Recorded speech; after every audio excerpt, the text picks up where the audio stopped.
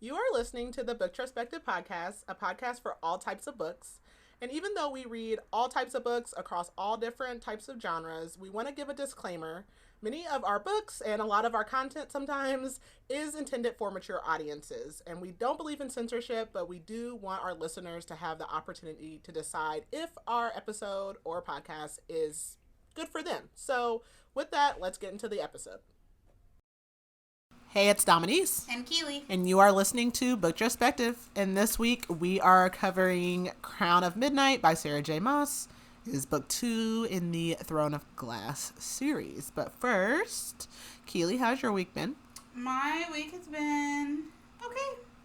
Nothing special. Pretty good. Yeah, kids back in the groove of school fully, officially. The little ones loving school.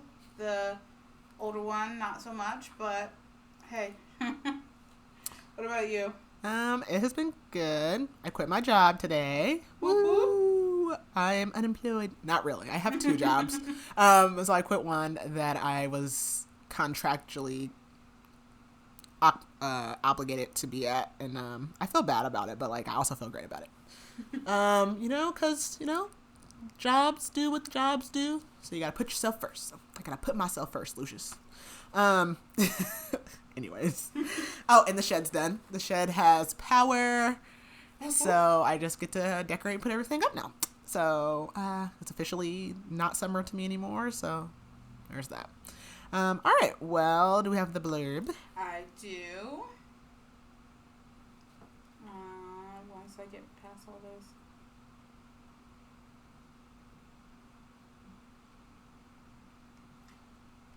From the throne of glass rules a king with a fist of iron and a soul black as pitch. Assassin Celaena Sardothien won a brutal contest to become his champion. Yet Celaena is far from loyal to the crown. She hides her secret vigilante. She knows that the man she serves is bent on evil. Keeping up the deadly charade becomes increasingly difficult when Celaena realizes she is the only one who is seeking justice. As she tries to untangle the mysteries buried deep within the glass castle, her closest friend relationships suffer. It seems no one is above questioning her allegiances, not the crown prince, Dorian, not Kael, the captain of the guard, not even her best friend Nehemia, a foreign princess with a rebel heart. Then one terrible night, the secrets they have all been keeping lead to an unspeakable tragedy.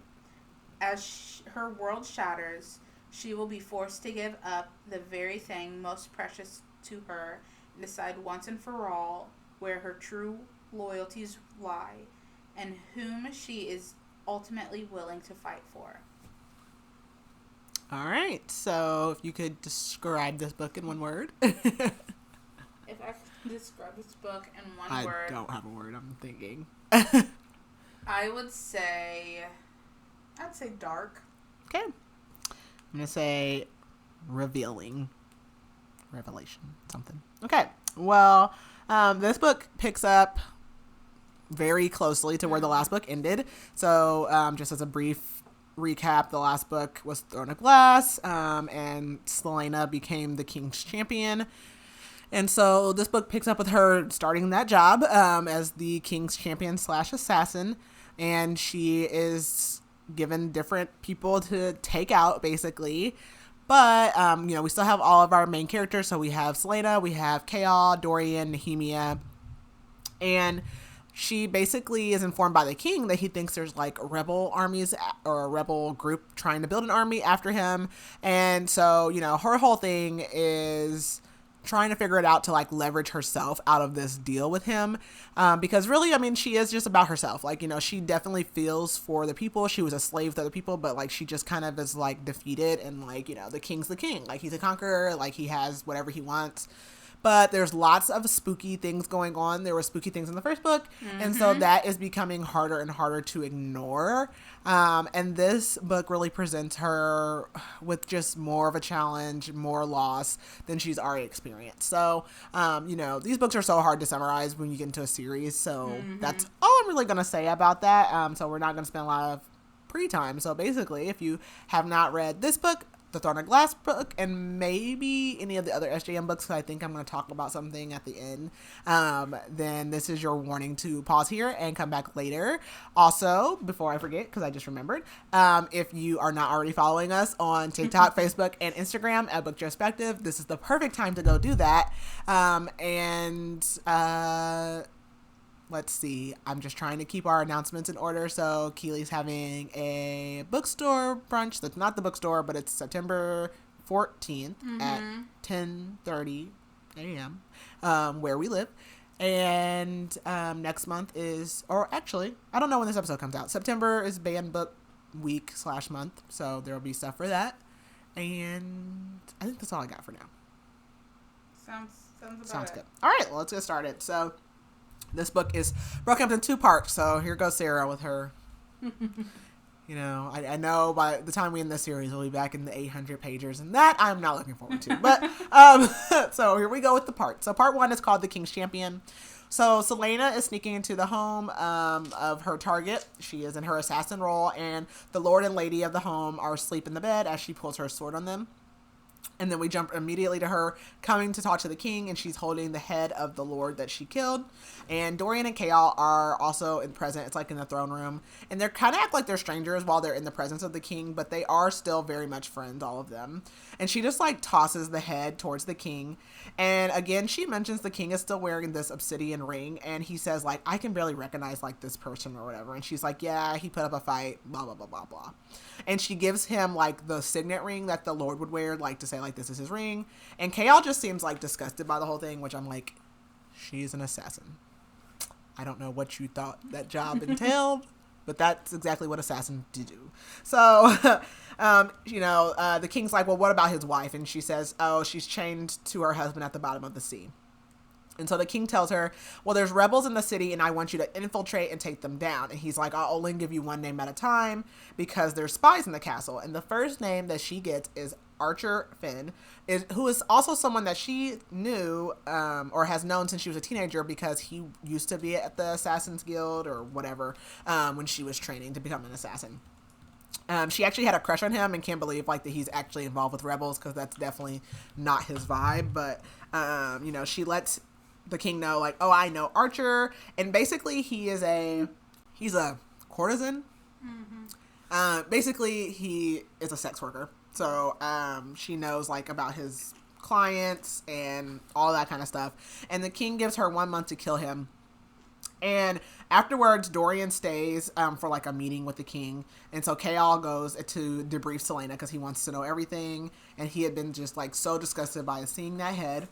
And he's just thinking how Celaena, she doesn't wear dresses anymore. She's always wearing black and pants. And she always has a cloak. And her hair is always braided up. And he just feels like he doesn't know her anymore. And she decides to head down to the sewer because, again, she has that, tunnel entrance, whatever, from her room. And Chaol follows, and so she calls him out and was like, are you going to come out or whatever? And she tells him that, she needs a day or 2 of rest before her next target. And he kind of, grabs her because he's like, I want the details, and tells her how he worries when she's gone. So she goes and bathes after, allowing Chaol to debrief her. And she hasn't seen Elena since the trial when she basically saved her.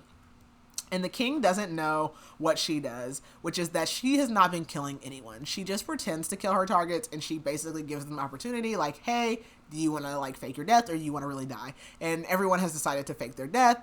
And then she goes to a sick house and gets a corpse and beheads them, mutilates the body so you can't really tell who it is.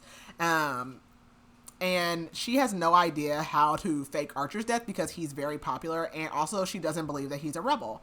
And so she, that night, has a nightmare or dreams of Cain, which is from the first book, the guy that was summoning demons. And she's dreaming of him and the passageway and the word marks. And so the next day, she asks Nehemia about Archer and the rebels, and Nehemia doesn't think that there are rebels in the city because it's just so guarded, like, that it wouldn't make sense. And Nehemia wants her to tell her, like, if you hear anything else, but she remembers the threat the king gave her, like, basically, like, he'll kill all of her friends if she doesn't, like, act right, basically. And Celaena does want the king gone, but she doesn't want to align with the rebels. And Nehemia says that the king won't meet with her to discuss the slaves. Because basically in the first book, a bunch of Ilwe slaves, which is where Nehemia is from, were killed. And she's like, that's her whole thing while she's here. She's like standing up for them. And he's like, I don't care. I'm not talking to you about that. So Celaena goes for a run with Chaol. And Chaol is now like super invested in her, like always worrying about her, always caring about her. And he thinks of how he killed Cain for her, and he does feel guilty, but also, like, angry about the whole situation. And Celaena's noticed, like, more ladies are, like, coming out every morning, like, ogling him after their daily runs. And Chaol offers to help her with Archer, but she doesn't want his help. And Dorian comes up, and he has a blonde guy with him, and we'll learn that this is Lord Roland, who is his cousin on his mom's side. And he's been appointed to the King's Council. And so he introduces Roland to Celaena as Lillian. She's still using her fake name. And Roland says that, you know, me and you should work together. And Chaol is just like, yeah, no, let's go. And, like, leads her away. And she's, like, just as disgusted by Roland as Chaol and Dorian are. So Dorian actually does not like his cousin. And Roland asks him about Celaena and asks, like, do you think, like, her and Chaol are together? And he's just like, no, like, whatever. So Celaena spends, like, all of her money nowadays, like, on books. Like, she buys, like, candy and junk and dresses and clothes, but she loves books. She just has, like, so many books she can't even carry them all. And so she goes to her room, and she's trying to, like, carry a pile up there, and Dorian is there. And he goes, like, aren't we friends? And she says, like, you know, like, I can't be friends. No, she's thinking, like, you know, I really can't be friends with him because he still looks at me the same way as he used to, and, like, because of his dad, we can't be together. And Dorian asks, like, do you want me to fight for you? And she says, no, I want you to leave me alone. But Dorian. I know, and it's a lie. Like, that's not really how she feels. So he leaves. And so now we jump ahead, and she's on the roof. She's following Archer, and she feels like the old times when she used to do this with Sam. And it's been 1.5 years since he died. And Archer leaves, and she follows him. But he doesn't really do much that night. So she heads back, and she goes to Chaol's room. And Chaol wonders, like, why are you just, like, tracking Archer instead of just killing him? But she says, like, she wants to get info on the rebels. And she hasn't been able to find anything out yet. So she asks him, like, why do you hate Roland so much? And he's like, I don't want to talk about it. And she says, do you know a man by Roark Farron, who used to be a crime lord? And Chaol says, yeah, he was killed by some guy named Wesley, who used to be, or who was one of Arabin's assassins. And she knows Wesley. She was like, he never liked me, but the night that she got, that Sam got killed, and she was, like, ready to, like, go on her vengeance spree, he tried to stop her and was kind of, like, on her side. But Chaol tells her that Arabin actually had Wesley killed, so it wasn't Arabin that killed Roark. And they never figured out, like, why Wesley did it, basically. But what we learn, and the reason she's even asking, is because Roark is the one who killed Sam. So, you know, that's been her whole, like, mission, is to get revenge. Chaol basically asks about, he knows about Sam, but doesn't know, like, his name is Sam. So he's like, what was his name? And so she says Sam, and she's like, I don't even know where he's buried, or, like, who I can even ask where he's buried. And Chaol tells her, like, the reason that he doesn't like Roland is because 3 years ago he was in love with a girl, and she was a part of the ladies' court, and Roland found out and purposely, like, slept with her. And she's like, wow, like, what happened? And he's like, she went home with him, and then, like, never heard anything more. Like, I think he promised to marry her, but obviously isn't married to her, so she basically got played. And that's what she gets for being a cheater, because that was wrong. So Chaol offers to walk her to her room, and she says, is this something that you only do for your lady friends? And he's like, I don't know if I consider you a lady. And so after Chaol leaves, she goes to the library because she just, like, is focused on her memories, and she wants to get it off her mind. And she never found who was truly responsible for Sam's death and who got her captured. And that's how she ended up in the mines. So as she's approaching, she sees this, like, cloaked figure, and it, like, sniffs at her, and it's, like, in the library entrance, and her amulet starts glowing, so she's like, I'm getting out of here. Like, I don't know what's wandering the halls, but I'm out of here. So she leaves, and all she can think is that, like, I need to get some answers from Celaena, so she goes down to the tunnels.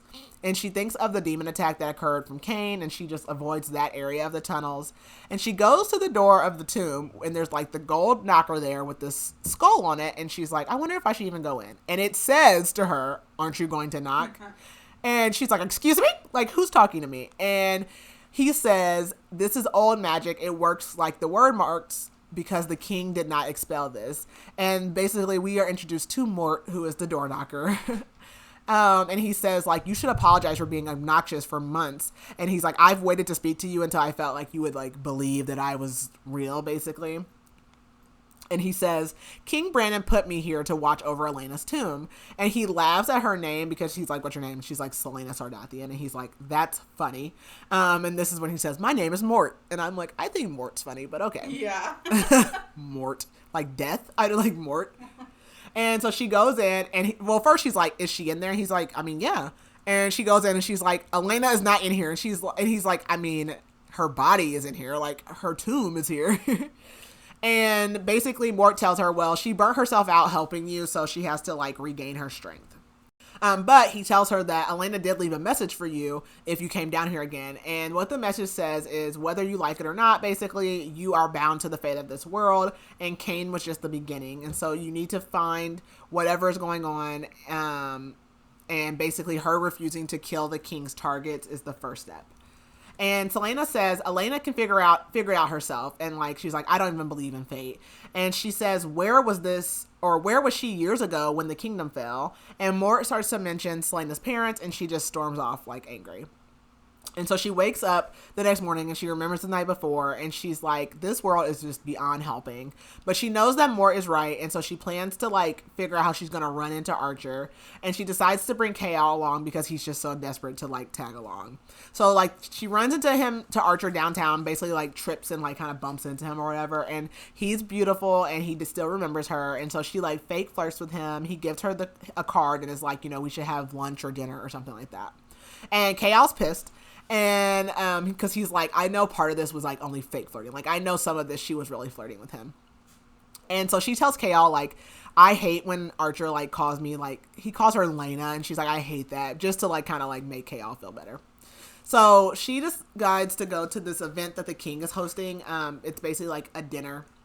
And she wonders if Dorian knows, like, what his father is up to. But she doesn't think that he does, and she just hopes that Dorian will be a better king whenever he becomes one. So Dorian is upset because he is like, Celaena literally shows me no emotion, like, good, bad, ugly, nothing. But she's like, is staring at K.O. She's giving him all this attention. And he goes to leave and she calls after him, and he just kind of snaps at her, like, wondering, like, how long have you wanted to be with K.O., basically. And she says, I don't trust your cousin. And he's like, he's harmless. Like, no one cares about Roland. And she tells Dorian that, you know, you're just used to getting what you want, and, like, that's why you're being all, like, pissy, basically. And he snaps at her saying, like, you've never even asked what I wanted. So after that, Celaena goes to see Celaena in the dungeons, and she's just basically, like, wasting away. And she asks her, like, what do you know about Roland? And she kind of, like, perks up. She's like, oh, Roland's in the castle? Like, girl, nobody wants you. You're down here in the dungeons. Nobody's checking for you. And basically, Celaena says none of us can be trusted. Like, and I'm glad that she included herself in that. All right, so she says that none of them can be trusted, and she threatens, or Celaena threatens to, like, you know, I'll come in there and make you talk, but then she sees bruises. And Celaena tells her, like, that Duke Parrington has basically been abusing her, and the guards look the other way. And she's like, I don't know why they don't just send me home. And Celaena just says, like, my headaches are just worse every day, and I just keep hearing these flapping, like, wings, and they let the crows fly. And Celaena's like, there's no way that she can hear birds down here. Like, she's in the dungeons. There's not even windows. And so she throws her cloak at her because it's, like, freezing down there. And Celaena says, I think they brought me here to use me, but I don't know for what. So she goes to talk to Nehemia, and Nehemia, like, just can't believe how, like, terrible they're treating Celaena. And they're talking about this over breakfast. And Celaena says, like, I told K.O. and he said he would, like, handle it. Nehemia says that the king is afraid of Terrasen rising again, and that Roland has been handling her. So basically he's been assigned to, like, keep watch of Nehemia and, like, placate her about her complaints because the king won't meet with her. And that night, Celaena is going to go have dinner with Archer. So Dorian and Chaol meet up, and they go to the kennels. And what we learn is that Holland, the psychopath, is home, or the sociopath, really more so, which is Dorian's little brother. And so they're doing all these like welcome home events for him. So there's a welcome dinner, and Dorian doesn't want to go and says like maybe like Celaena will just like off me. And Chaol is like, well, she's not going to be able to because she has dinner plans with Archer. And Dorian's like, well, I mean, you don't need to worry about Archer. Like, he'll be dead soon. And Chaol leaves, and he runs into a Celaena getting ready to leave, and she's got, like, this low-cut dress on, and he's like, change your clothes. And she's like, absolutely not. She's like, don't wait up for me. I'm not coming home tonight. And she says, basically, like, she feels like ever since she told him about her being captured and how she got to the mines, he's just been, like, super annoying and overprotective. So she goes to dinner with Archer. He's flirting hard. And after dinner, she asks him to, like, get in the carriage with her. And he asks, like, do you want to come in? And she says, don't you want a night off? And he's like, you know, when it's my choice, I like it, basically. And he hopes, like, one day that he doesn't have to do this job anymore. And she, like, just pulls a dagger and goes, the king sent me to kill you. And so he immediately starts begging. And she tells him, like, the king thinks you're a rebel. And he denies it. And he's like, spare me. And she says, you know, I can't. And she says, spare me. And he's like, you know, I can give you info on the group. And basically the group thinks that there's a new evil that the king has and they want to stop it. And Archer tells her the group wants to bring Aelin Galathynius back to the throne, the last princess of Terrasen. And she says, Aelin is dead. And Archer says, the group doesn't believe so. And Celaena says, I don't plan to kill you, but basically I'm going to give you a month to get your affairs in order, and then you can fake your death and give me whatever information you have. So, like, she's thinking, like, because Chaol kept saying how, like, weak Archer is, she was like, yeah, he was right, because he literally was, like, crying and begging immediately.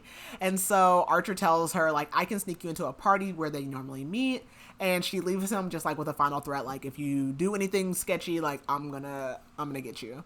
And so she goes back to the castle, she goes to Chaol's room, and he's, like, sour, because he was like, oh, I thought you weren't coming home tonight. And she just, like, gives him all the information that she got, and she snaps at him for just constantly worrying and treating her like she can't take care of herself. And he says, like, I do it because I care. So she is headed to the masquerade ball, which is the party for Holland.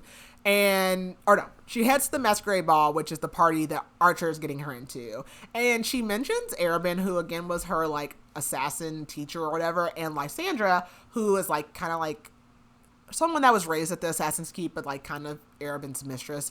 And she learns that, like, they won't be attending, so she's happy she doesn't have to worry about running into them. And Archer says, like, you know, his client's behavior has changed and he, like, been super anxious, and that's how he knew something was up. And then, like, one night when he, like, was there, he, like, when he was leaving, he decided to stick around and eavesdrop, and that's how he learned this information. And Archer says, like, he doesn't think that the traitors really care about Terrasen or Aelin, but they just want to, like, use, like, the war to boost themselves, and that they have been saving people from the gallows when the king is supposed to be killing them. And she wonders if Chaol knows that, like, that's going on, because he probably doesn't. So Archer shows her to the office, and she searches, but she's, like, not finding anything. And then she sees this book that catches her eye about word marks. And all of a sudden someone comes in, and she doesn't have enough time to escape because of her dresses and everything. So she just starts fake crying. And she's like, I'm sorry, I didn't know where the powder room was. And the guy comes in and he's like, it's on the first floor. So she goes to walk by him, and he, like, slices her with a dagger and says, like, no one has the key to this room. What are you in here looking for? So they start fighting, and he says, don't you want to know what was on that blade? And she's, like, smells it, and she knows it's, like, a poison that causes paralysis. So she, like, fights him and cuts his throat as she's, like, starting to lose control, and she just starts running to the castle, and she's like, I know I can make it, but she's starting to lose it. So she, like, goes through a side entrance, and she runs straight to Chaol's room, and she just says, like, Gloriella, which is the poison, and then she passes out. And she, like, lays there, and he's, like, losing it. He literally cuts her dress off because she's covered in blood, but he can't find any wounds. So, like, he's, like, calling the healers. He gets the antidote. She throws up all night. He, like, stays with her. And he sends his men out to kind of find out what happened, and learns that a guy named Davis was killed. And so he puts all of that together. And so the next morning when she wakes up, he asks her, like, did you kill Davis? And she says, like, are you going to kill tell the king. And he's just like really pissed off, but also scared because he thought he was losing her. And so she is still afraid of the library since seeing that thing, but she decides to go. And Celaena wonders, like, what was that thing? And, like, what was it doing here? Where did it go? She wonders if it's hiding under the castle, like the tunnels. And so she searches through the library, like, looking for a hiding place.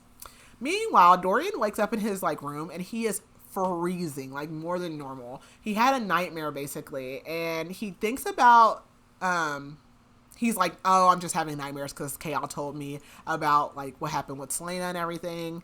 Meanwhile, Celaena is in the library looking for something. So she takes a torch and she, like, finds this hidden door, and she goes in this, like, narrow passage, and there's, like, a slimy residue, and she finds all these scrolls, but they're just castle records, so she keeps going. And she starts to see painting on the walls which depict the Fae, and she's like, the king must not know about this because why wouldn't he have, like, gotten rid of it? And she wonders why Gavin built his castle here, and, like, wonders if there's something different about this land. And then she smells iron. And she keeps going, and she sees all of these doors made out of iron. And we learn that iron is the only thing that can repel magic. And so she wonders, like, is this to keep someone out or in? And then she's, like, sees some eyes, and she's like, nope, that's just a rat. But she's, like, super creeped out, and she's like, I gotta get out of here. So she goes to Holland's return dinner, and that night they have, like, this harpist playing, and as she's, like, playing music, like, Celaena almost cries because the song is, like, for the slaves, and Chaol holds her hand, and Dorian, like, looks at her, looking at him, and he's hurt because she never looked at him like that, and he's like, you know what, that's it, I'm gonna move on. I have to move on. I'm not gonna keep living like this. And so the harpist stops playing, and the king is like, you have offended me by playing your music here tonight, and basically is like, I'm getting ready to kill you. And he's like, do you have any last words? And she says, I worked for 10 years to be good enough to come sing here, to sing for my people and for magic. And he has her, like, put on the, like, chopping block. And she says, like, you killed my daughter, you killed my sister, you killed my neighbor. And they behead her, like, just in front of the crowd.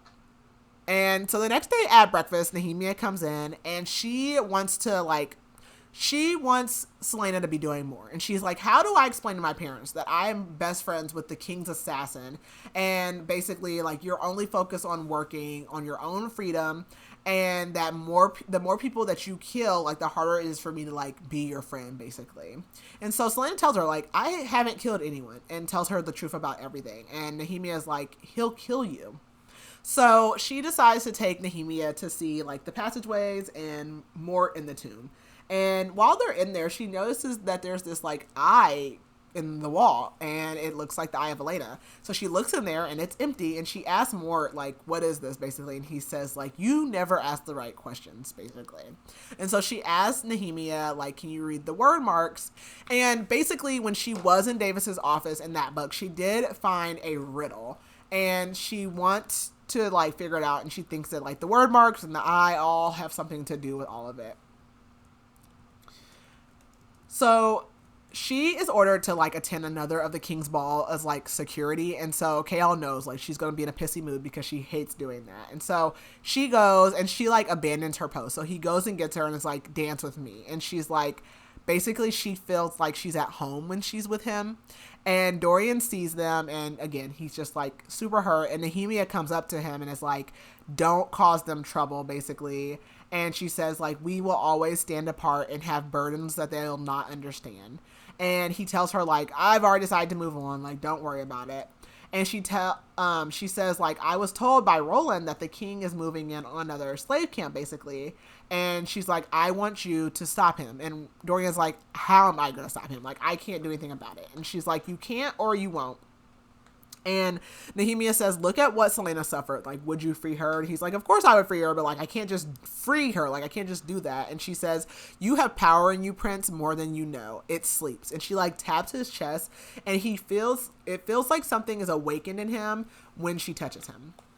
So Celaena goes back to meet Archer, and she thinks about, like, after she had danced with Chaol, like, just how she was feeling about that. And she tells Archer, like, I need more than names. I need exactly what they're planning. And he's like, I need more time, basically. And she's like, I can't give you any more time. And he tells her, like, you know, I recognize the king, I recognize the captain of the guard. Like, you obviously can't think, like, I don't know who Kaol is, basically. And he's like, why isn't he helping you with all of this? And she's like, look, you have 6 days to give me more information or else, basically.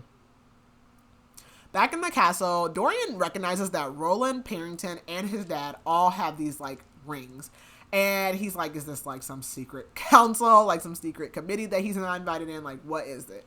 And so they're having a council meeting about the same, like, camp that Nehemia was asking him about. And, like, he goes, like, okay, so where are the slaves supposed to sleep? And they're like, we don't care. Like, we don't care about slaves. And his father tells him basically, like, he needs to be quiet before he throws him in one of the slave camp. And Dorian tells his father, like, you know, you're holding this leash a little too tight, basically. And he ends up storming out, just saying, like, he'll never support his dad. And when he storms out, he, like, punches a wall, and the stone cracks, and the window explodes. And he's like, that literally is not possible. And he looks, and, like, where everything exploded, there's, like, a circle of protection around him. And he knows that this is magic, and he's immediately sick by it. So Celaena runs into Dorian later that day, and, like, he's just like, hey, have you seen Nehemia? And, like, he just looks like he's super off, but he won't tell her anything. And the next day, the king comes to Kaol and is like, I need Nehemia to have extra monitors. Like, basically, a threat was made on her life, and no one knows about it, not even her. But also, she's starting to get, like, impact the others, basically, because he knows, like, Dorian's little outburst was from Nehemia. And he's like, you know, I think it might be time for her to leave. Kaol, meanwhile, is only thinking about how Celaena had come to him the night before and, like, he pretended to be asleep and she, like, ran her fingers through his hair and how it was so hard for him to just, like, pretend to be asleep. But today, he, like, meets up with Dorian and they go out to this carnival that they're having for Holland, and Celaena's already out there, like, sticking her hand in random cages. And Kaol's like, get your hand out of there. Like, she's a child. That's it. And Dorian says, like, you know, or Dorian's just thinking, like, he's glad that he didn't end up finding Nehemia because he doesn't know if he's comfortable with anybody knowing about him having magic, because obviously that's not an okay thing. So they're at the carnival and they go and they meet this witch, and her name is Baba Yellowlegs. And she has, like, yellow eyes, iron teeth, iron nails, which is a trait of the witches. And she claims to be able to read their, like, minds or their future or whatever. And Celaena is, like, immediately shook by her, and she's like, no, like, no, thank you. And so, like, Baba starts yelling at her, like, get away from my cart then, like, well, get out of here, basically. And Dorian is like, I gotta get away from this lady, because he doesn't want anybody to know that he has magic now. So, like, both of them are like, we've got to get out of here. So Dorian's like, hey, Kaol, I want to, like, show you something. And he takes them to the stables, basically. And he gives Kaol this, like, black stallion horse that Kaol is like, I cannot accept this. This is for a prince. Like, it's some super expensive, majestic horse. And Celaena says, oh, I had one of these before. And Kaol or Dorian are like, how did you have one of these super expensive horses? She's like, oh, I stole it. So Dorian is like, hey, by the way, like, since this is an early birthday present, like, what are you going to do for your birthday? And she pipes up and is like, oh, we have plans. And, like, Celaena's been planning some surprise for months and nobody knows anything about it. So he immediately feels like, you know, crap, basically. So Celaena goes back down to Mort and she asks, like, if her necklace really has power. And he's like, yes, it protects you. But she thinks it does more. And so she puts it in, like, the eye that she was looking in, and, like, nothing still happens. Like, she turns it, like, 500 directions. It still doesn't work. And he tells her, like, you're still not asking the right questions. And she just, like, storms off. And so Kaol looks for Celaena when she doesn't show up for exercise the next day. But he finds Nehemia, and Nehemia tells him she took the day off. And I'm guessing she's as far away from the city as possible because today is the anniversary of her parents' death. And it's, like, the 10-year anniversary, so Kaol's like, I didn't realize that her parents died when she was 8. Like, he thought she was older. And so we switch over to Celaena, and she thinks of the day that, like, she tried to commit suicide in the camp, which was also the like, anniversary of her parents' death, and how she basically had, like, freed a bunch of slaves and was, like, attacking the overseers. And when she realized that they wouldn't actually kill her, she just, like, started laughing as they, like, chained her up and dragged her away. And when she gets back to the castle, Kaol is waiting up for her, and he just, like, goes and, like, hugs her, basically. So Dorian starts looking into his, like, family history, and he's like, is there any records of magic? And he wonders, like, does Holland have magic? Is he going to manifest it when he gets my age? And he knows that their father would kill them if he found out. So he's been like looking for hours, and he's like, this is stupid. I'm not finding anything. It's Chaol's birthday. Like, let me go. But then he's like, I don't even know if I'm invited to the birthday. Like, I don't even know if I'm welcome. And he's thinking about like how he's just trying to get over Celaena. And all of a sudden the books on the shelves just like explode off, and he like picks all of them up and just runs. And he wonders if Baba Yellowlegs will have some answers for him. So that night, Celaena is like super anxious for the dinner she had planned for Chaol, but she takes him to dinner, and he's like, no one's given me a birthday party since I was a child. Like, this is the greatest gift. And she tells him basically the truth about her assassin task, like after dinner, and how she hasn't killed anyone. And he's horrified, and he's like, the king will kill you. And she says, I'd rather, she says, would you rather me kill innocent men? And he's like, well, they're traitors to the crown. And then Chaol says, like, you swore an oath to the king. And she's like, and so did the king. Like, how many oaths did he swear to before he like pillaged and conquered like all of our homes, basically? And Chaol says, like, he'll kill you, and he'll make me do it for being your friend. And she says, that she hopes that she can use all the information she's getting to bargain for her freedom so that she can be gone once he realizes like what part she played in it. And so Chaol is upset with her because she says like, oh, I plan to be gone, basically. And he's like, I'll go with you. And he just like embraces her, and he says like, maybe his duties have changed and his time has changed. And she starts to cry, and he kisses her. Yeah. I don't like Chaol. I'm not happy about this. So they go back to her room, and she invites him in, and she's thinking like, basically when she was with Sam, they never had sex. She felt like she waited too long, and then he was dead. So she invites Chaol in. He's like, are you sure? She says yes. And she loses her virginity to him. And so the next morning she's asking him like, would you get in trouble for this? And he's like, oh, I don't know, probably. And she's like, well, we can keep it a secret. Like, we're always together anyways. And he wants to make sure that she understands like he's not hiding her like by trying to have this secret, basically.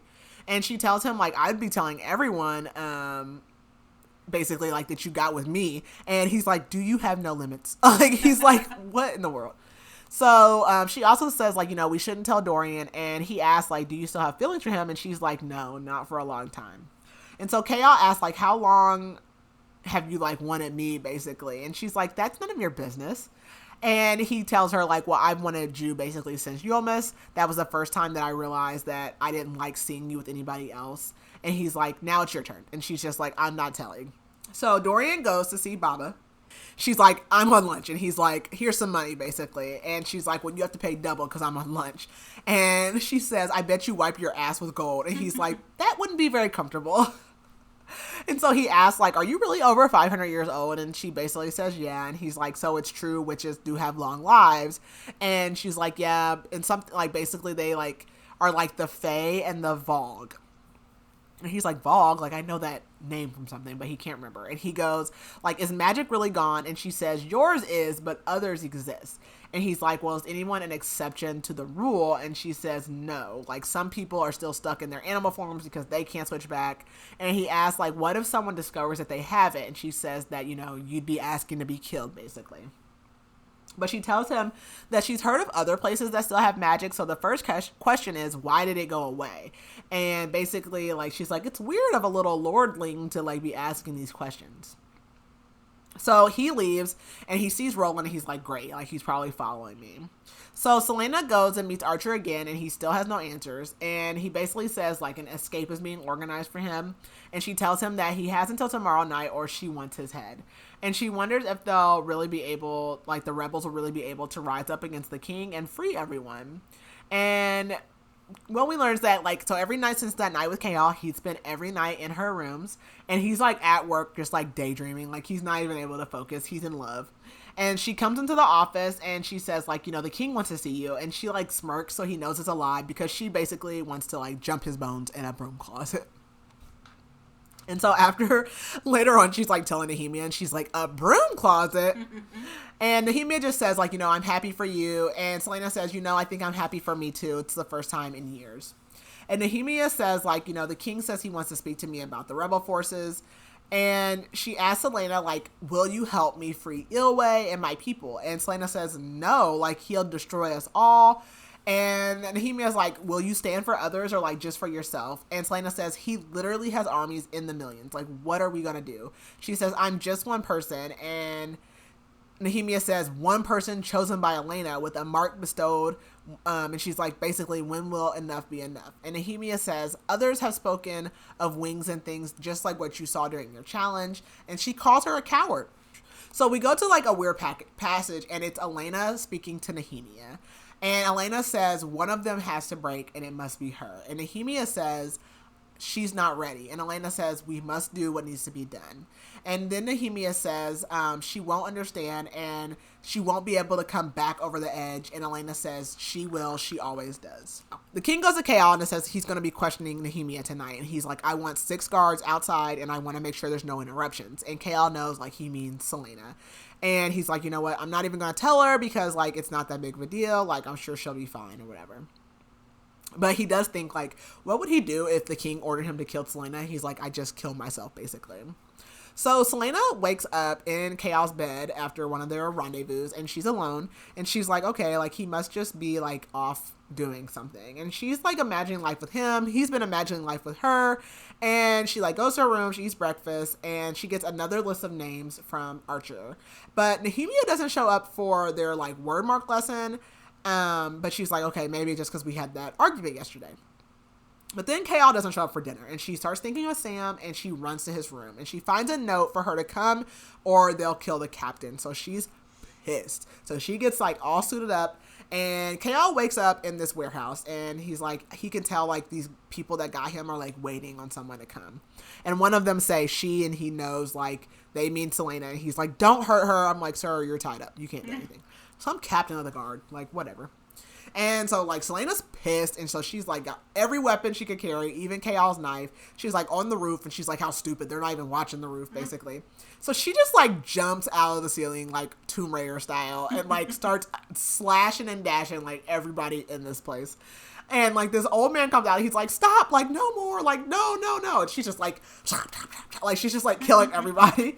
And then, like, the man pulls off his mask. He's like, please, listen, stop. And then, like, Archer runs in, and he has on the same robes. And so she's like, oh, so you are a part of the rebels. Like, I get it. And he's like, stop or whatever. And he says, like, look, I've been working with Nehemia for 6 months to try to get an army and figure out what the king is doing. And she's like, yeah, I don't believe you. Let him out, basically. And then, like, Archer says, like, think of all the times, like, Nehemia was gone, like, why she's always so busy. And she thinks about, basically, when she went to Nehemia about the riddle that she found, from that party she went to, Nehemia basically was like, oh, like, don't worry about it, like, it's not a big deal. And she realizes that Nehemia was, like, probably, like, blowing her off to, like, blow her off the trail, basically. And so Celaena says, like, where is she? And Archer says, ask Chaol. And Chaol's like, I don't know. And Archer says, you're a liar, basically. And he says, it's been a week since you've learned about the threat on Nehemia's life, and you haven't said anything. And Archer says they brought Celaena here so that she could learn the truth and see what kind of man that Chaol really is. And they took him because they thought he was going to execute the plan for Nehemia, but now they realize that it's not him, and they've sent word to the castle to try to stop whatever going on, but basically Nehemia is going to be killed tonight. So she just starts running to the castle. Like, she runs out of there, and she runs through the entrance, and she runs past Dorian, and she runs towards Nehemia's room, and she sees the door shut, and it, like, doesn't look like anything's going on, so she's like, oh, good, like, she's probably just in her room. And she opens the door, and all of the guards are dead, and Nehemia is dead on her bed. I was so upset. I was gonna ask. I knew you were gonna be so... I was so mad. Oh my god. I was like... I know. Yeah. It was like a Danica. So mad. I was wondering. So now we're going to part 2, which is the Queen's era. So Celaena just stares at Nehemia's body. Basically, it was like a puddle of blood on the bed. Like, she was just all slashed up. And she's, like, thinking how she wasn't here for her friend when it mattered most. And now Nehemia's gone. And people, like, coming in. Someone, like, throws up. Dorian, like, steps in front of her. And she thinks about how, like, the royal family betrayed her. Betrayed Nehemia. And someone is, like, calling her name. And is like, Celaena, don't, basically. And she turns and she sees Chaol. And all she can think about is how he knew that this would happen. And she just starts beating the hell out of him. So Chaol, like, throws her to the ground. And she, like, scratches him in the face and, like, leaves these scratches. And she, like, grabs her dagger and kicks him like between the legs. She pins him to the ground. She gets on top of him and she's about to stab him in the heart. Like she's about to kill him. And Chaol's like holding her back and he's like, I know I've lost her like forever. Like she'll never trust me or love me again. And he tells her like, stop. And he's like, all of his guards are trying to help. He's like, no, like stay back. Don't help me. And he tells Celaena like, you know, I'm your friend. And she replies and says, you will always be my enemy. And she's about to stab him, but all of a sudden the room gets really cold and she looks weird and is like frozen. And all of a sudden another guard like knocks her out in the head. So Chaol and Dorian like take her down to the dungeons and just place her in the cell next to Kaltain. And he tells Kaltain like, don't look at her. Don't speak to her. Like, don't touch her. And Dorian like thinks about how he just stopped Celaena with his magic. And luckily she was the only one that noticed. So Chaol is like, suddenly like he just sits down and he like puts his head in his hand and he's like distraught. And Dorian is like, what happened? And so Chaol tells him like about what just happened at the warehouse. And Dorian says like, you know, I don't think it was my dad. Like he was at a dinner with the family like when all this happened and he wanted to talk to Nehemia afterwards. And Chaol says like, you know, I handpicked those guards to patrol in the castle. And Dorian wonders like what all of this means and asks like, how long do you intend on keeping Celaena in the cell? And Chaol is like, you know, I'm just going to keep her there as long as it takes for her to stop wanting to kill us. And he's like telling Dorian like, she ran so fast here. Like I was on a horse and I could not keep up with her. She was running so fast. Celaena knows like she's in the dungeon before she even like wakes up. But she wakes up and Kaltain's... Jesus.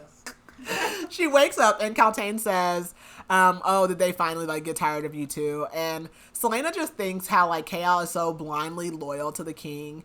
And she is just like thinking how she was happy for a short time, but now she realizes that death is a gift and a curse.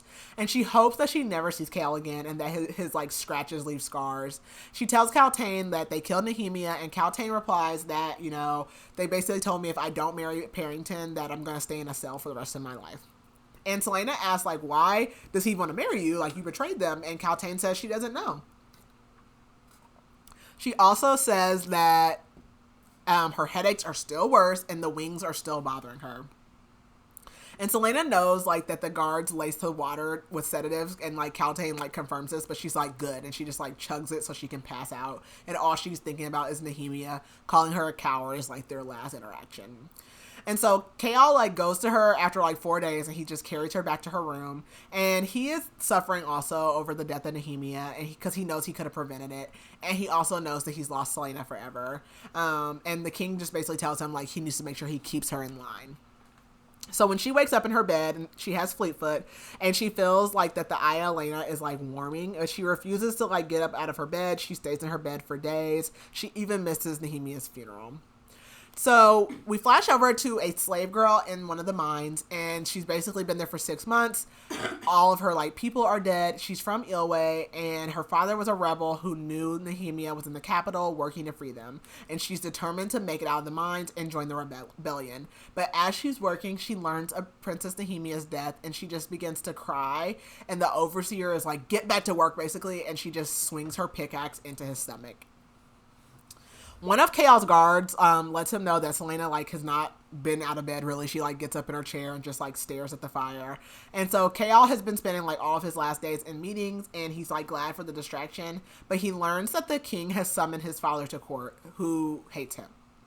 So Dorian now has like extra guards as well for safety, and many of the lords have left the castle and the city altogether since Nehemia's murder. But Roland stays, and he's like just basically trying to support Dorian in the council meetings, even though and he even thinks like Dorian should do like a public apology for Nehemia's death. And that like pisses the king off because he doesn't care anything at all about Nehemia. But Dorian doesn't care, and he does write her family a letter. And he realizes that he has spent like a long time being like afraid of his dad, and he questions like the kind of man that he'll end up being. And he thinks about how he stopped Celaena from killing Chaol, and he knows that he needs to learn to control his power. So he tries to move like a cup in his room, and he's not able to. And he thinks of Nehemia's promise to be there when he needs help, but now like he's lost a friend and like any hope he had of getting answers. So Celaena's in her room and she's just thinking about how Nehemia's assassin must have come from outside the palace. And she thinks about someone named Grave who she knows, and she's faced him before during the tournament. And she knows what he does to his victims' bodies and like basically mutilates them like that. And so he also would know the castle since he was just here for like the championship thing. And he also knows what Nehemia's death would do to Celaena. So, like, he has all the motive. So she gets dressed and she heads out. And she goes out through the tomb instead of, like, out of her room because people are watching her. And she goes to this place called the Vault, which is, like, an underground bar. And she gets in and she looks for him. And basically he takes off running and she hunts him down. And she, like, has to chase him through, like, alleys and stuff. And then she ends up, like, pinning him to the wall with, like, daggers, like, in his hands. And, like, cuts his kneecaps. And, like, basically tries to get him to confess to killing her. But he just keeps denying it. And so she, like, cuts his thighs. And she slices off like, his fingers. And he just, like, begs her to stop and says, like, he'll tell her everything. So the next day she like bursts into the king's castle and she gives the king Graves' head or she puts it in front of Minister Mollison. And Celaena then like goes over to the king and she gives him the list from Archer that has 15 names on it. And she explains that she took care of the traitors on her own and that the king tells her like, oh good, like you'll get double the pay this month or whatever. And then the king orders Chaol to take Mollison to the dungeon. So he was basically on the king's castle. And he's like, I didn't do this. Like, I don't know. But they take him to the dungeons anyways. So then Celaena goes to see Archer again. And Archer apologizes for kidnapping Chaol. He says he did it so that you would trust me and to see who Chaol really was. And she apologizes for killing the men at the warehouse and tells him that, you know, she gave the king to the list, which is basically a false list to distract the king for a few days. And Archer does confirm that Nehemia had been working with him since she came to Rifthold because her whole goal was to organize a force and provide information from in the castle. And he's like, maybe you can like take over her spot as being an informant. And she basically like doesn't respond, but she says that she did find the killer and he was hired by Mollison because Nehemia basically was in the way. So before she leaves, Celaena reminds Archer, like, you know, you have 5 days until the king expects you to be dead, and that if you're not gone by that time, like, she will kill you before he even knows she's in the room. So Chaol's father comes, the Lord of Aniel, and he basically invites Chaol to breakfast, and he's like, oh, your mom misses you, like, have you found a woman, like all this stuff? And Chaol's like, no. And he's like, oh, you're a terrible liar, basically. And he's like, I hope it's like a noble woman. And he's like, it doesn't matter who I marry, blah, blah, blah, blah. And he just like hates that his dad even came. So Celaena goes to Nehemia's room and she sees that someone has cleaned it out, but she starts to pack the prince's stuff and she looks around the room and she notices a book that looks just like the one she found in Davis's office, except for it's older, and she sees do not trust, and it's written in word marks inside the front cover. And there's also the same riddle from Davis's office that's written on the back cover. And what the riddle says is, by the Vogue 3 were made, of the gate stone of the word, obsidian the gods forbade, and stone they greatly feared. In grief he hid one in the crown of her he loved so well, to keep with her where she lay down inside the starry cell. The second one was hidden in a mountain made of fire, where all men were forbidden despite their great desires. Where the third lies will never be told by voice or tongue or sum of gold. So that's the riddle that like she's been trying to figure out. So she's like rereading over this and she realizes that Nehemia knew like Davis this whole time and lied about it. And she touches the eye of Elena and she's like, I don't think the answer is like the eye in the riddle. So she goes back to the tomb. And she looks across the like room from where the eye is in the wall, and she sees another eye-shaped thing, and it's the sword Damaris that is King Brandon's. So she takes the sword, she puts it in the eye in the wall, and then she sees like the poem in another riddle. Actually, I think that riddle I just read was that riddle. I don't remember what the first one is. And so she writes the riddle down, and Mort tells her that it identifies the hiding place of 3 powerful objects. And he says that Nehemia came to the tomb to look for the items in the riddle. And Celaena thinks that it sounds like one of them is in like a volcano. So she leaves the tomb and she's like, what else was Nehemia hiding from me? So as she starts to go back up to her room, Elena appears. And Celaena is like, you know, what is death like, basically? And Elena tells her, like, well, mine was easy and painless. And she says, well, it wasn't for Nehemia. And Elena says, like, Nehemia's pain is over and that she is safe now. And for the first time since Nehemia has died, Celaena actually, like, cries and weeps for her. And so she decides to go to the graveyard behind the royal mausoleum, and she finds Nehemia's, like, temporary grave because her family should be coming to get her body. And she stands over her grave, and she sings a mourning song that's in another language. And we get this POV from Chaol, actually, who's followed her outside, and he's confused by the language she's singing in. And so when she's done, she turns, and she sees him, and he calls her name, but then walks back to the castle because she doesn't, like, respond to him. So Dorian spends a lot of time in the library now because he's looking for books on magic and he cannot find any. And so then he hears footsteps and he pretends to be reading as Celaena appears. And he asks, like, can he help her find anything? And she's like, oh, I'm just out for a walk, and gives him a smile. And he stares at her, and which prompts her to, like, apologize for not being herself lately. And Chaol ends up walking into the library because he's looking on information for the song that he heard Celaena singing. And he, like, is following an apprentice around, and he hears Celaena and Dorian. And he's happy that she's talking to anyone, even if it's not him.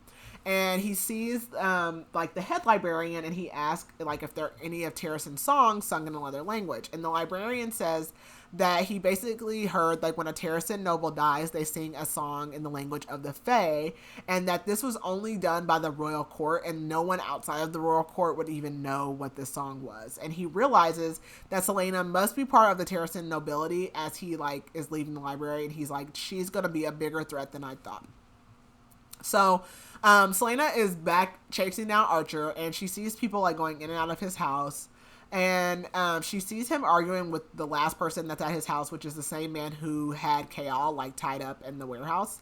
And then eventually the man leaves, and so she leaves as well. And she decides to go visit Dorian in his room, which is the first time she's ever been there. And he invites her to stay for dinner, and she, like, remarks to how his room is, like, cozy, but it's not elegant at all. And he tells her that he doesn't like people to clean for him because he knows where everything is. And I was like, agreed. I definitely understand that. And so he asks, like, why are you actually willing to eat dinner with me now? And she says that I have nowhere else to go. And Dorian tells her that, you know, she'll always have a place with him, and they basically just eat, and she can see, like, sorrow in his eyes. And the next day, she returns to Elena's tomb, and she's still struggling with this new riddle. And she decides that she needs someone with magic to help her solve it. So she goes to the carnival, because they were getting ready to leave. And she finds Baba Yellowlegs, and she is at her wagon, and she offers her, like, 3 gold coins to talk to her. But she's like, well, the prince paid 4. And she's like, for 7, I'll answer all your questions and tell you what his questions were. And she's like, well, I'll give you 6 if you answer my questions and don't tell anyone that you were trying to share his secrets, basically. So she's like, fine. And they go inside of her wagon, which absolutely not. We don't need to go inside this wagon. No, thank you. And it's, like, dark, gloomy. There's stuff everywhere. And it looks huge because there's, like, mirrors everywhere and, like, a fireplace. And she's nervous because she knows how witches are. So she hands Baba the riddle, and she tells her, like, basically, this is the location of 3 word keys. And word keys are used to open the word gate, which allows beings to move from one world to another. And she tells her that the Vogue are demons from another planet, and they took the 3 pieces of the word gate and made keys, allowing them to move at will and use their power for evil. Maeve, who is a Fae queen, found the keys, but she couldn't put them back in the gate, so instead she gave them to Brandon to hide in Aurelia, which prevents anyone from using the power again. And so Celaena realizes that Nehemia was searching for the key, and she suspects the king is too. And Baba confirms that the king already has at least one of the word keys. So Baba's been acting, like, super shady, and she's been, like, shuffling around in the mirrors, and suddenly she just, like, stops. So Celaena draws her daggers, and Baba accuses Celaena of, like, wanting to kill her. And Celaena says, I will do anything to protect Dorian's secrets. So she starts, like, weaving through the mirrors, and they're, like, distorted, and she sees the witch, and she tries to throw a dagger, but she's only hitting mirrors. And Celaena isn't fast enough because Baba throws, like, this heavy chain and, like, whips it across her head. So meanwhile, Kale and Dorian are like watching them like dismantle the carnival from the castle. And Kale asks him like, how is Celaena doing? And Dorian just says she's coping. So Celaena like wakes up on the floor of the wagon and her head is pounding from being hit with the chain. She doesn't have her weapons. And the witch like comes up to her and Celaena headbutts her and then takes an axe from the wall and smashes it through the mirrors. And so Baba like gets the chain around Celaena's ankle and like pulls it, making her fall. So they're fighting on the ground. She grabs the axe and she just like beheads her, and like she has blue blood that sprays everywhere. And she just like puts her body in the wagon's fire to like not be found. So she goes back to the tomb and Mort starts calling her Witch Slayer. And he warns her that like Baba Yellowleg's clan will come asking questions about her disappearance. And so Celaena leaves, and about halfway up she changes her mind and she decides to go back and get the sword Damaris. So Kale is deciding to go look for Celaena. She's not in her room, but when he's in there, he notices a book on her desk that has all these weird markings on it. So he pulls a piece of paper out of a stack of books, and it's Celaena's will. And she had written this 2 days before Nehemia's death, and she left everything to Kale. And she comes in and she's like, well, it's too much trouble to change it now. And she just stares at him and then tells him to get out. And he leaves, but basically he stops like at a closet because he can't even make it that far without like breaking down crying. So after he leaves, Celaena is just like standing over the piano and thinks about how like the rest of the world has moved on despite Nehemia dying, and she can't stop thinking about Nehemia's death and like the last words that she said to her, which was like, you're a coward.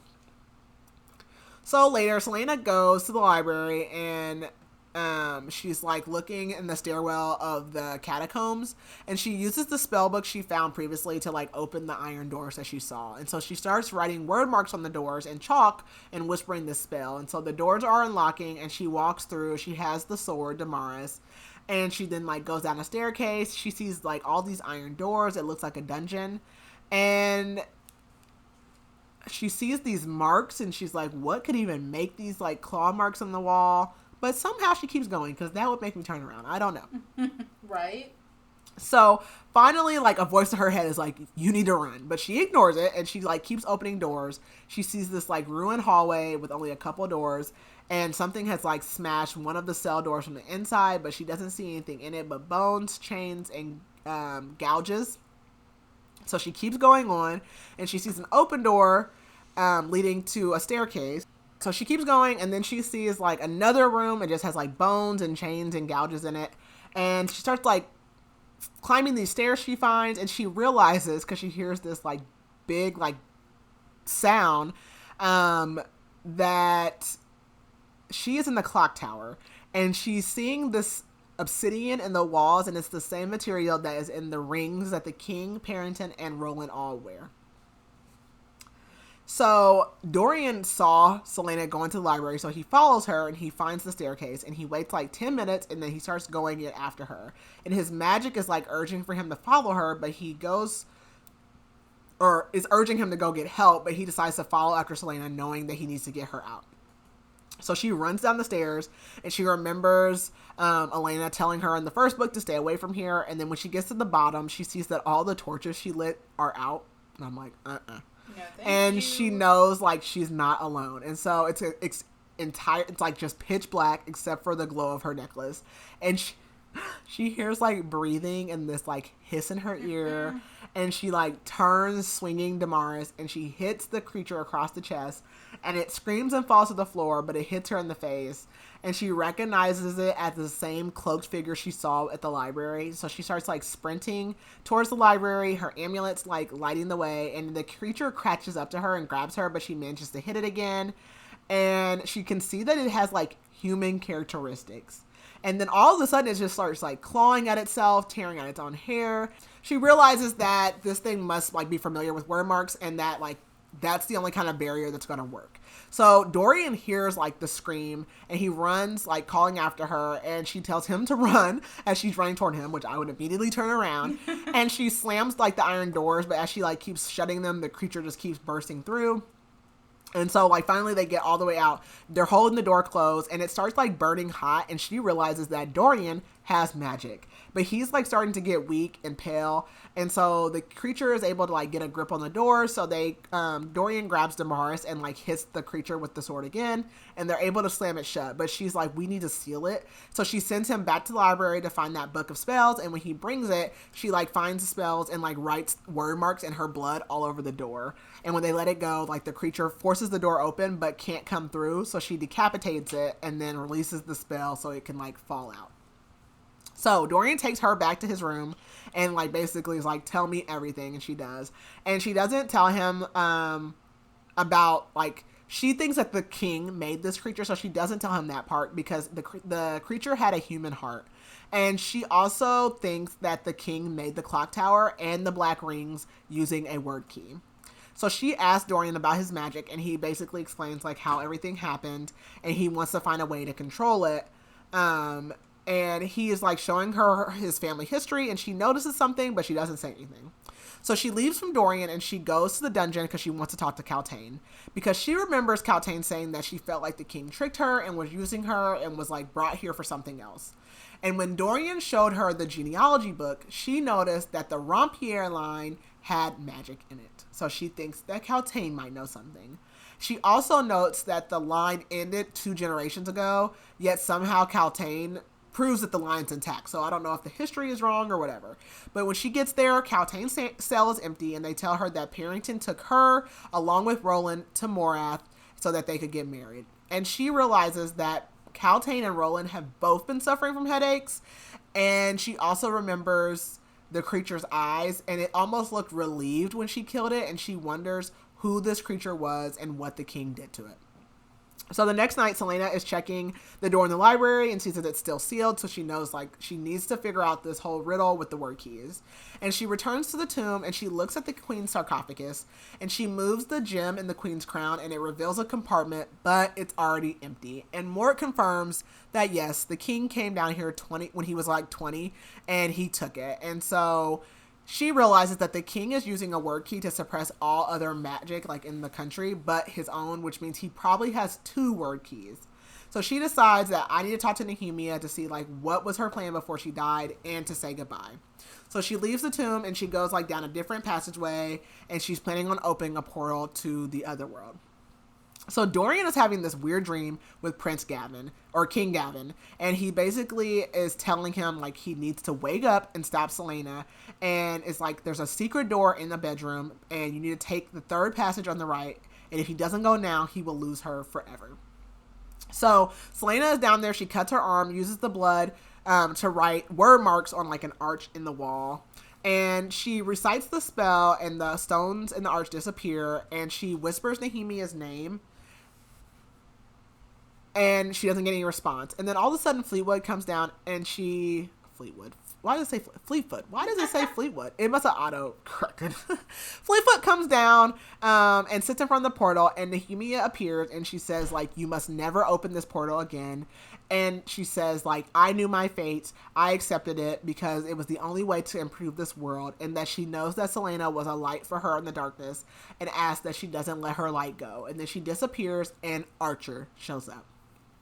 So she pulls Damaris, and Archer asks, like, or it asks Archer, like, what are you doing here? And he says that Nehemia showed him these tunnels, and he comes here almost every night since her death. And Celaena wipes away the word marks, but they don't fade. And Archer grabs her wrist, and she sees a tattoo that Nehemia drew with the warning not to trust someone. So Celaena realizes that Nehemia's warning was about Archer. And Archer asks Celaena if she used a word key to open the portal, and she asks him, like, well, how do you even know about that? And he says that he's the one that planted the riddle in Davis's office for her. And so Nehemia came to Rifthold with the purpose to see if the king had word keys, and Archer says that they can use them to overthrow the king.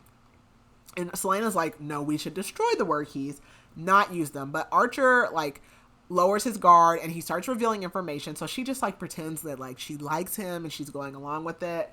And he basically wants to punish the king for all that he's done. And he tells her like Nehemia actually left the movement a week before she died. And so Celaena's like, oh, like my deepest sympathies. And he admits that he actually hired Grave posing as Minister Mullison, and that's who killed Nehemia. Archer also kidnapped Chaol so that Celaena would be out of the way. And he took an arrow for her so that she would trust him. Because when the whole fight thing was going on at the warehouse, he like jumped in front of an arrow. And she was like, oh, like, thank you for doing that. So he knows, he says, I know who you really are. And he insists that like they would make a great team. And he starts to step towards her and she stabs him in the shoulder with her dagger. And she puts her hand on the word marks and the portal reopens. And she hears like a growl and sees this like tall, creepy creature walk out of the portal. So Chaol can't sleep, and he's thinking about Celaena putting him in the wheel and all of that when he hears footsteps coming towards him. So before Dorian can even make it to him, he is up and dressed, and he's like, we've got to go help her. So they break into her room, and they hear a scream. And they start racing down the stairs, and they see like a blue flash and a roar. And they get to the chamber, and they see like the other world portal. They see Archer hiding by the wall. They see Celaena unconscious on the floor, and they see Fleetfoot like growling at this creature, trying to keep it away from Celaena. So Chaol just launches himself at this monster. And then Celaena wakes up because the creature had slammed her head into the wall, and she sees Chaol like circling and about to fight this thing, and she sees Dorian sending it flying into the wall with his magic. So she tells Archer to give me the spell book, but Archer runs out of the room, taking the book with him, and she can't close the portal without the book. So Dorian and Celaena run out of the chamber to try to find another way to close it, and they leave Chaol with the creature. Chaol knows that he can't beat this monster, but he's just happy his friends got out. He looks at Fleetfoot, and like the creature follows his gaze. So he grabs Fleetfoot and drags her through the portal back with him. So Chaol goes in the portal. And Celaena sees this happen, and so she basically, like, she turns back and goes to help them. And when she sees Chaol and Fleetfoot, like, facing the creature, she starts to shift into a fae. And she just starts, like, blasting this demon with, like, balls of blue flame. And, like, she has pointed teeth and pointed ears. And she's a fae! And she can't control her power, so she tells Chaol, like, he needs to go back through the portal. And she just keeps hitting the creature with fireballs, but the creature's dodging it. And once Chaol and Fleetfoot are back in the chamber, she channels her power into Damaris and, like, shoves it into the ground, which causes the ground around her to, like, collapse. And so the monster runs. And so she starts to walk back in the portal, but she returns to her human form and just collapses. And Chaol carries her back into the chamber. So Dorian comes stumbling back into the chamber, and she had knocked him out so like he wouldn't come wandering back. And he's like, "Why would you do that?" And Chaol tells Celaena, like, "You need to shut the portal." And she says, "I can't, but Dorian can." And Dorian's like looking at them, and like it's weird because Chaol is like distancing himself from Celaena, and Chaol just like watches as Celaena uses Dorian's blood to cast the same spell they used in the library. And she like finishes, the portal fades back into the stone wall, and she thinks of Archer and how her like exhaustion just turns into anger. So she runs after him, and she follows him, and she's just pissed because he's caused so much harm for his revenge and his need for power. And so she reaches the sewer, and he attacks her from behind. He tries to convince her that he killed Nehemia for their sake. It claims that like Nehemia was going to ruin everything and that they need to stop the king. And so Archer starts taunting her about Sam. So Celaena knocks him down and puts her dagger to his throat. He starts begging for mercy like the little punk that he is. And she wants to make him suffer. But she remembers Nehemia telling her not to let her light go out, so she decides to let him go. And she warns him that he and his friend must leave tonight or she will kill him. And he tells Celaena that he knew she was a good woman, but he like smirks at her and she's like, "Oh, you think you won?" "Oh, okay." And then she stabs him in the heart and says, "No, I'm not, but Nehemia was." And Chaol walks into the sewer and she sees this whole thing happen. And she turns to Chaol and says, "You deserve an explanation." So back in her room, like a healer comes and bandages up Fleetfoot because he got injured, and then bandages up Dorian from when she like knocked him out. Celaena starts talking to Chaol, and she reveals about her Fae ancestry. Basically, it's passed down from her great grandmother, which allows her to change to form. And she can become either a human or a Fae. But when magic disappeared, she lost the ability to shift into her Fae form. And it was actually a good thing because Celaena could never control it. And so she's like, basically it saved my life. And she tells Chaol about the word marks. and the spells and everything that's been going on, but she doesn't mention the king and the word keys. And Chaos swears like he won't tell anyone. And Celaena explains like what all happened with Archer and his betrayal and how he hired Graves to kill Nehemia and blamed Kael. And she apologizes for attacking him, but she does tell him that she still can't trust him. And he goes to like try to embrace her, but she just leaves the room. So he's just processing like everything that she told him. And he's also confused about Dorian and how Dorian has magic. And he realizes how much danger Celaena is in at this court, being so close to the king. And so he goes to his father's room and he tells his father that the king should send Celaena to Winland to assassinate the royal family. And in exchange for his father's help, he promises to return to Aniel and fill his role.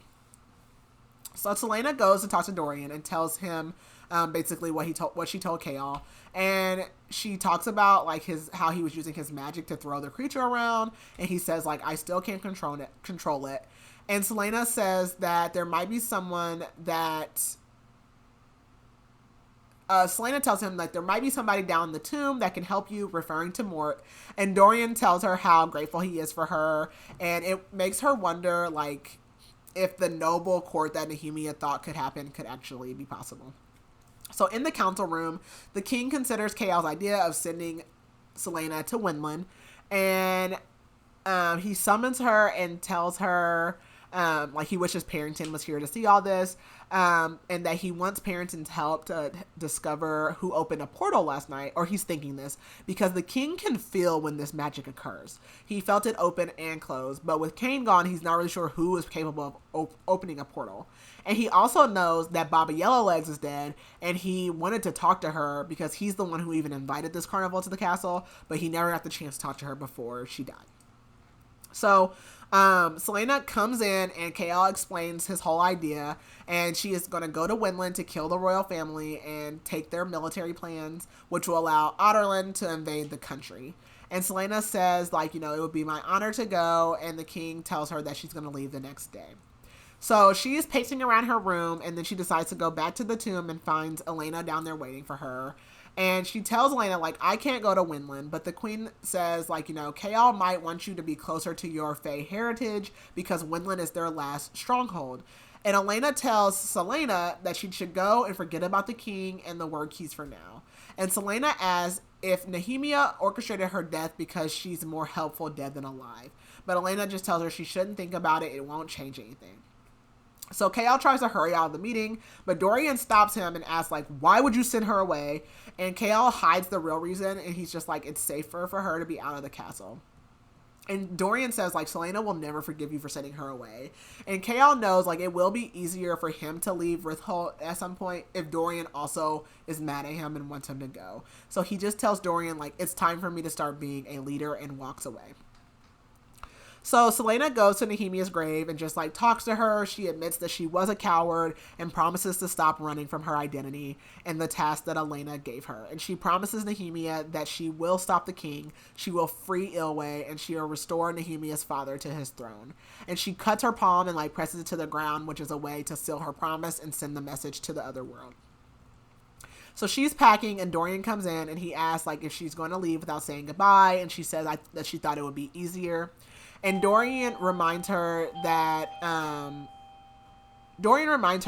she'll be alone and she won't have any help. And he's constantly going to worry about her. And she asks him to look after Fleetfoot because she's not going to take him. And he agrees. And he tells her that he left some books in her room because they're safer in there. And he lies, saying like he needs to go to a meeting because he doesn't want to watch her leave. But he tells her goodbye, and she thanks him for all he's done and for being her friend, and she tells him that she'll come back for him. So she's standing on the dock looking at the ship. She hasn't said goodbye to Kael because of she just has like a lot of questions. And she steps up and he tells her to wait, and he asks like if she understands why he's sending her away. And she says that she does, but she tells him she must come back, and she tells him about the word keys, the word gates, Baba Yellowlegs, the riddle, and she also tells him that she thinks the king has a word key. She hands him the Eye of Elena and tells him, like, to never take it off, that it will protect him. And then she whispers something in his ear, but he doesn't know what it means. And then she steps back and he tells her that he loves her, and she says that she's sorry, and she walks away, and he just watches her sail away. And Kale is puzzled because she tells him a date, and it was only the month and the day. And he goes back to the castle, to her suite, and he looks for anything that could, like, be related. And he sees a stack of half-hidden books, and he opens one of the books to the date Celaena told him. And it includes a report about the king and queen of Terrasen's assassination, and the queen's name, which is evil.As. And that draws his attention. And he remembers that she was a princess in Winland, and so he opens the genealogy of that family. And he finds Aelin and the mother, and her mother on the family tree. And he notices that Aelin's great-grandmother is Maeve, one of the 3 Fae sister queens. And then Chaol thinks back to the last book. At the Yulmus Ball, when the kids were handing out gifts, they gave Celaena an arrow, which was the symbol of Mab, who was one of the other sister queens, who died and became Lady of the Hunt. And then Chaol makes a revelation. He realizes that Celaena is the lost queen of Terrasen, Aelin Ashriver Galathinius, and that she is now headed home, basically, to, like, have allies. The end. That was a lot. All right. What did you think? I really liked it. I think I gave it 4 stars. Mm-hmm. About 4 stars. Gutted that Nehemia was murdered. Yeah. Very upset because I love Nehemia.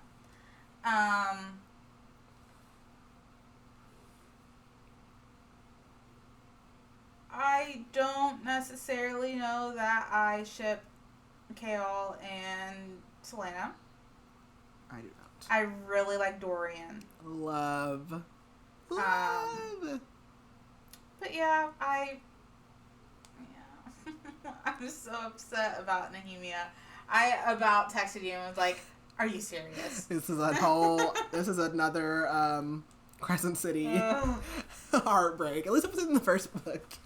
Yeah, I was like, I thought all this stuff happened in this book, and then I got to the part, like, in true SGM fashion, like, everything happens at the end. Well, I got to the first part where they, like, block him off and, like, seal it, and I was like, okay, like, maybe that other part was in the next book, but then, like, that whole thing with the archway and the other world and all that happened, so, yes.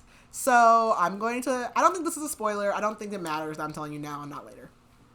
Do you remember in Crescent City, in the last one, what is Lydia's son's name? She has 2 sons. Oh my god. I know. Yeah. Yeah. There's more to this that I'll get to later in the series. But that is a thing. And SJM has long said that she doesn't repeat names without significance. See, I was like, that name, it sounds so familiar. Like, where do I know it from? Yeah. She's blonde. Aelin's blonde. I don't know. But yeah. Okay, so I did want to say that I did not guess that she was Fae. I was gonna ask if you thought she was Aelin. But I did. Okay. As soon as they brought up that they thought that Aelin was still alive, I was like, I bet you that's her. Yeah. Didn't think that she was Fae. At all. That was just like the little hints, like she's running fast and like that. And now that makes sense. Yeah. Like and even though she can't like shift, she does have like her abilities. I love Aelin so much. It's so funny. Like if you get in like a group, like a Facebook group or something, and they'll be like, people who just started the series, they're like, who is Aelin? Like, why is everyone in these groups always talking about Aelin? Like, who is Aelin? And it's like, it's because you have to get to the end of this book. I didn't realize, I guess, on the reread, like, I couldn't remember if it was this early, like, the reveal of Aelin. Because I was like that, too. I was like, who the hell is Aelin? Like, I was like, this is Celaena. Like, who is Aelin? But yeah, so the next one, I think the next one we're going to do, let me look to make sure. I can't remember what order I put these in on here well, I'll talk about our next book, but also the next one we're reading after this is... Okay, I'm just going to do it in the order we did it. We're going to do Heir of Fire, and then we'll do Assassin's Blade. So we'll do Heir of Fire, but that is not until October. But, okay. So, yeah. So that was that. Do we have reviews? Yes. Okay. Well, this one's long, so I'm just going to do a bit of it. Celaena may be many things, but she is not a murderer. She is an assassin. There's a difference. Probably. I'm like, I love that. Okay.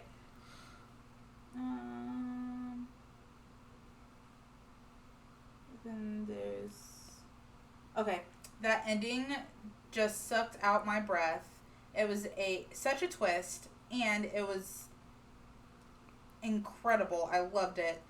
Death was her curse and her gift, and death had been her good friend these long, long years. If you haven't picked up the series yet, get it today. Seriously, go now. 1 star. Let's see.